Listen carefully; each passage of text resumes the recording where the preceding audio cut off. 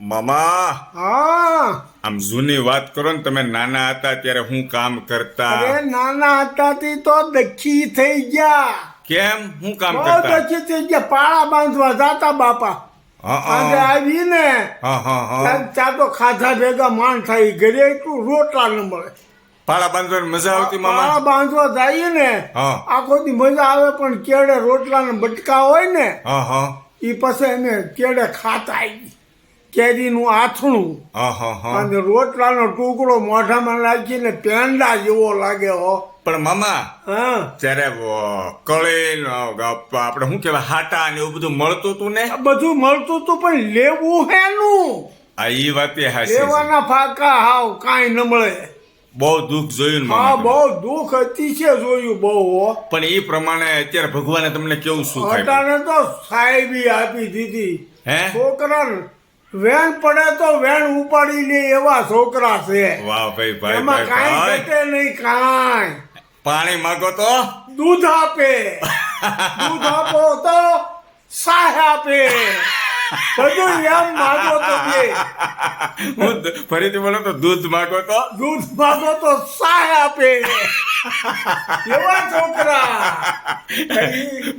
ભાઈબંધ મિત્રો, આ ભગવાન દાદા હસાવે બહુ. વચ્ચે તમને બસ ખાલી એટલું જ કહું છું, મનોરંજનના હેતુથી વિડીયો બનાવતા હોઈએ છીએ, અને દાદા છે ને ગમે એ મનમાં આવેલી બોલી નાખે. ઈ જ હોય. પણ દીકરા કેવા, તમને કહું, 4 ધામની યાત્રા કરાવે એવા દીકરાને હા હા, એમાં કાંઈ ઘટે નહીં. કાંઈ ઘટે નહીં નહીં નહીં. કાંઈ. તમારા સુવિધામાં અત્યારે ઘટે છે? તમારા જે વ્હાઈટ લુગડા છે એમાં એક ડાઘ બતાવો મને એમાં ભગવાન. ડાઘ ન પડે. તો એ ડાઘ ક્યારે ન હોય? એ તો છોકરા બહુ બધા હારા હોય તો.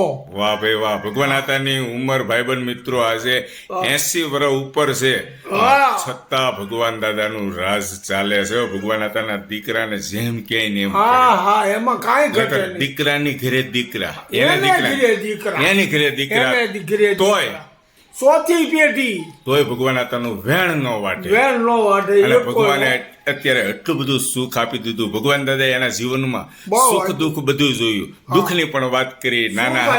નાના હતા ત્યારે બહુ મહેનત કરી હા, તમે, મહેનત બહુ કરી. અને અત્યારે ભગવાને આજે અત્યારે તો ગઢપણમાં સુખ આપ્યું છે. બહુ. અને આખી જિંદગી તમે કેટલા વર્ષથી તમે નિવૃત્ત છો દાદા? હું સૌ 35 વર્ષ નિવૃત્ત. 35 વર્ષથી નિવૃત્ત છે. કાંઈ સિંધાઈ નહીં આપણને.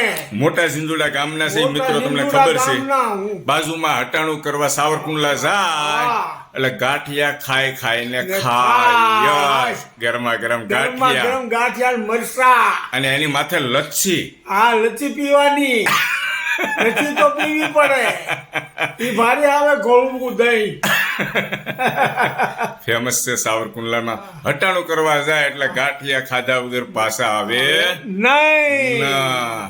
અને બધો ખેતીવાડીનો વ્યવહાર વહીવટ છે ને, આ દાદા એના હાથમાં રાખે. કાંઈ પણ સામગ્રી લાવવાની હોય ને તો છોકરાને કોણ લાવી દે? તમે જ લાવી ગયો. હા, કાંઈ બિયારણ હોય કે દવા બધું હોય. લાવી દેવાનું, સીંધવાનું બધું મારે. મારે સીંધવાનું. હા, એ તમને પૂછીને જ કરે હા, કે કરે ભાઈ પૂછીને જ. વાવણી કરવી છે, હવે કરી નાખવી છે. હા, જોડો જોડો એમ કહું. હા, આકલ કરે ભગવાન હું હતા. તો ઘરે બેહું. બરાબર છે. મુહૂર્ત તમે જ કાઢો એમ કહેવાનો મતલબ કે ભાઈ આજે જીયા જાઓ છોકરાઓ જાઓ. આમ આકાશમાં નજર કરે ને એટલે આ ભગવાન હતા ખબર પડી જવા જાય. દે. હે? જવા દે હાચીડા. હવે કોઈ તમારી ઈચ્છા અધૂરી છે? નહીં. બધી તમારી ઈચ્છાઓ પૂરી થઈ બધી પૂરી ગઈ? થઈ ગઈ બધી. તો બોલો જય ભગવાન. જય ભગવાન.